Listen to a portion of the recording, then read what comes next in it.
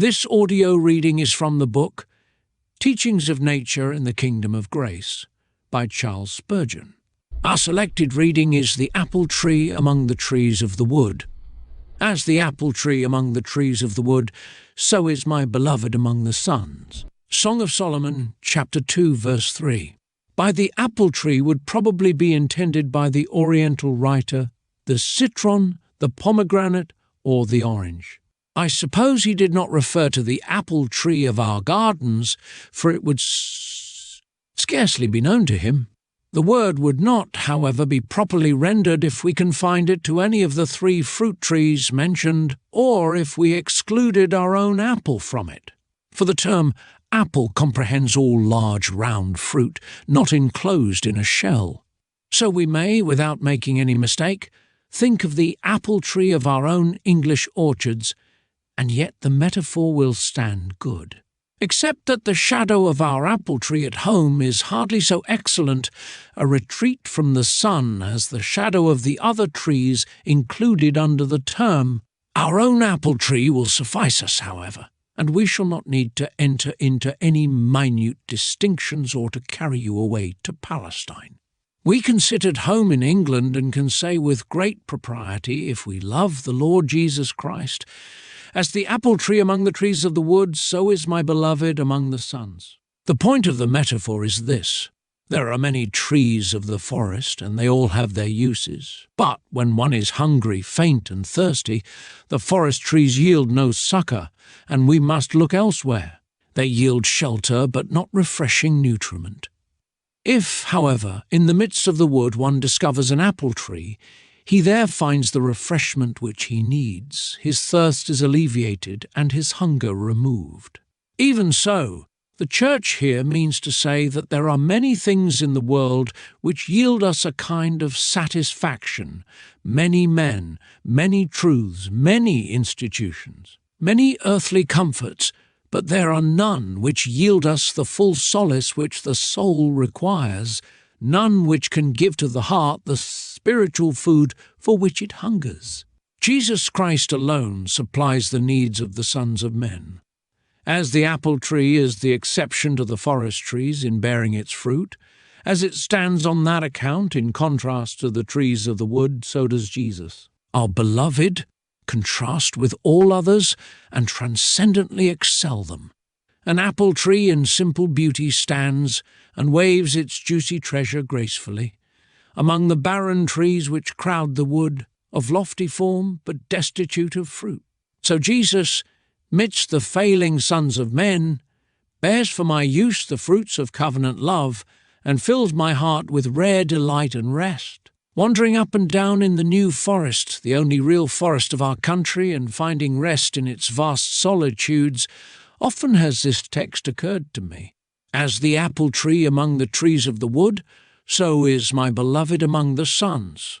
Imagine yourself, upon some sultry day in autumn, as a wanderer in the leafy lanes of a great forest, where the grand cathedral aisles reach before you to lengths immeasurable, or huge domes of foliage rise above you like a second sky.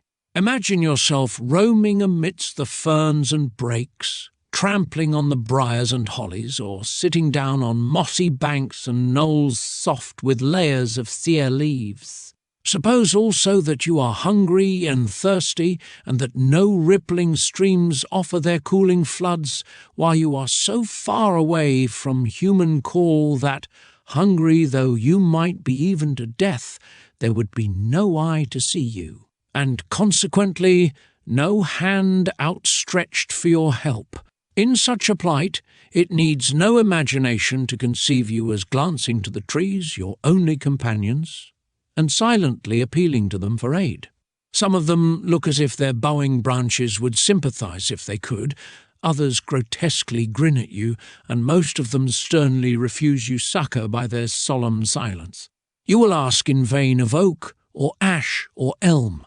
Suppose you appeal to yonder stately tree, which is the greatest of them all, the king of the forest, unequalled in greatness or girth. Admire its stupendous limbs, its gnarled roots, its bossy bark, the vast area beneath its boughs. You look up at it and think what a puny creature you are, and how brief has been your life compared with its duration. You try to contemplate the storms which have swept over it, and the suns which have shone upon it. Great, however, as it is, it cannot help you. If it were 1,000 times higher, and its topmost boughs swept the stars, yet it could minister no aid to you.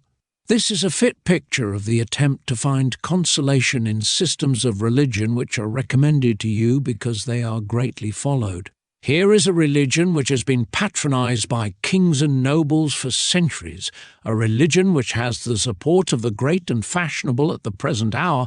Will not this content you? Is it not enough to belong to the same religion as the majority, especially when that majority includes the aristocrats of the land? Is not the voice of the people the voice of God? What more do you want? Why should you be singular? Alas, the great tree is not the fruit-bearing tree.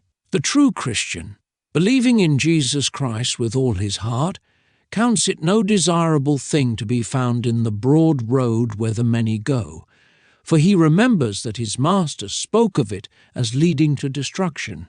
Majorities are nothing to him, for he remembers that strait is the gate, and narrow is the way which leadeth unto life, and few there be that find it. He does not reckon that the greatness of the company will make wrong right or overawe the judge of all, or make eternal punishment one whit the less intolerable. We desire not the way of the multitude. The way of the crucified we delight to follow. It is not the mightiest tree of the forest that we look to with hope, but to the Lord Jesus, our beloved. Who is the apple tree among the trees of the wood? His fruit is sweet to our taste. He is the way, the truth, and the life to us. His person is most dear unto us, and his teachings are the food of our spirits. Happy are ye who dare to be singular with Christ. Blessed are ye who have found the narrow way which leadeth unto life eternal. Blessed are ye because ye are not carried away with the strong current and fashion of the age, but have heard the voice that saith, Be not conformed to this world, but be ye transformed by the renewing of your minds. Wisdom tells the hungry man to prefer the solitary apple tree to whole groves of the hugest oaks or beeches, and wisdom given from above has brought you, O believer in Jesus, to prefer your Redeemer to all the great ones of the earth. This concludes our reading. Thank you for listening.